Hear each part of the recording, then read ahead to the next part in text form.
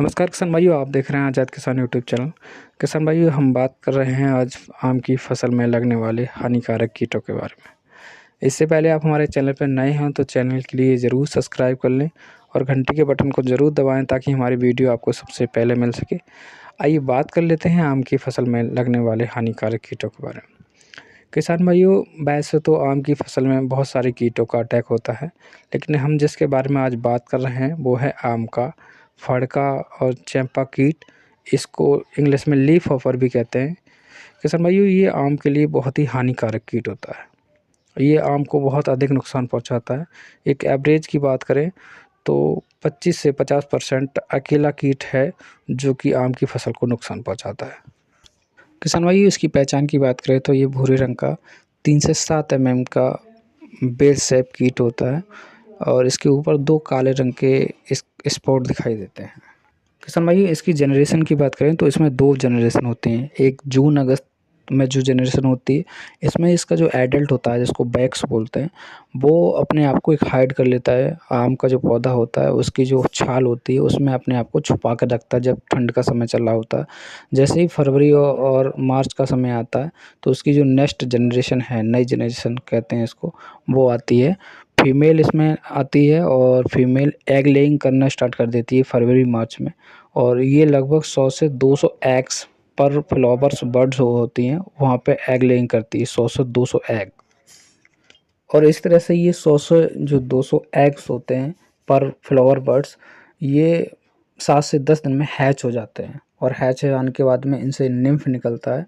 और निम्फ क्या करता है किसान भाई, ये निम्फ निकलने के बाद में आम के जो फूल व पत्तियों का रस है वो पूरी तरह से चूस लेते हैं, जिसके कारण क्या होता है कि जो फूल ड्रॉपिंग होने लगती है और फलों की सेटिंग को पूरी तरह से ये ख़राब कर देते हैं। तो इस तरह से फ्रूट सेटिंग जब ख़राब हो जाती है तो जो फल होते हैं वो आम के समय से पहले गिर जाते हैं। कभी कभी आपने देखा होगा कि आम का जो फल होता है मटर के साइज़ की अवस्था में गिर जाता है, तो वो इसके कारण ही होता है कि अगर लीफ हॉपर का अटैक पड़ जाता है तो फूल ड्रॉपिंग और फल ड्रॉपिंग दोनों होने लगती है। अगर किसान भाई इस कीट को समय पर नहीं रोका जाता है तो ये आम की फसल को पूरी तरह से बर्बाद कर सकता है। इस कीट की रोकथाम व नियंत्रण के लिए आप निम्न उपाय एवं उपचार कर सकते हैं। पहला, आप आम के आसपास साफ सफाई रखें।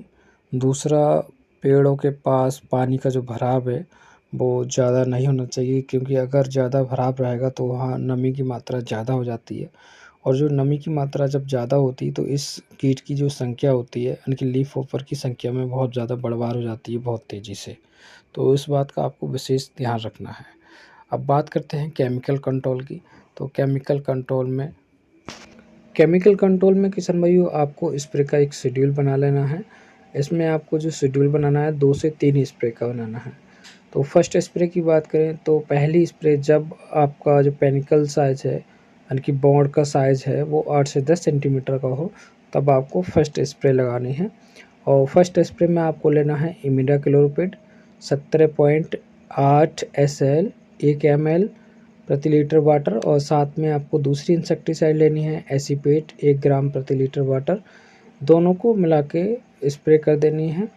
और दूसरी स्प्रे जो आपको लेनी है वो लेनी है इसके बाद में जब फ्रूट सेटिंग हो रही हो तब, और उसमें आपको लेना है, दूसरी स्प्रे में आप ले सकते हैं थाइमेथॉक्सम 30 FS, और साथ में ले सकते हैं इमिडाक्लोपीड 30.5 SC। दोनों की जो डोज रखनी है आपको 1 लीटर पानी में 1-1 ml डालना है। किसान भाई, तीसरी स्प्रे आपको आवश्यकता अनुसार करनी है।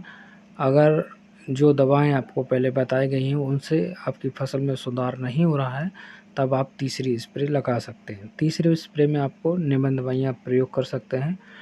BPMC 50 EC यानी कि फेनबोकाब, और उसके साथ आप यूज़ कर सकते हैं बिफोरफेजिन 25 SC।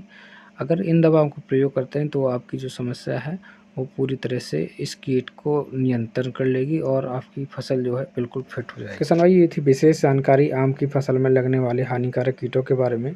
हमने विशेषकर चर्चा की आम के खतरनाक कीट लीफ हॉपर के बारे में। अगर हमारी जानकारी आपको पसंद आई हो तो किसान भाई हमारे वीडियो को ज़्यादा से ज़्यादा लाइक करें और शेयर करें, और हमारे चैनल को ज़रूर सब्सक्राइब करें और जल्द ही मिलते हैं एक नेक्स्ट वीडियो में एक नई जानकारी साथ। तब तक के लिए नमस्कार।